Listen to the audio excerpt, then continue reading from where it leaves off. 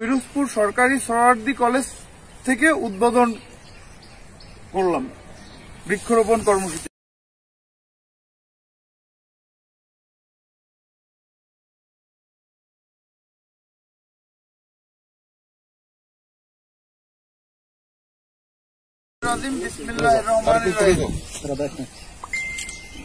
বিশ্ব পরিবেশ দিবস উপলক্ষে বাংলাদেশ জাতীয়তাবাদী ছাত্রদল 15 দিন ব্যাপী বিভিন্ন শিক্ষা প্রতিষ্ঠানে বৃক্ষরোপণ কর্মসূচির আয়োজন করেছে।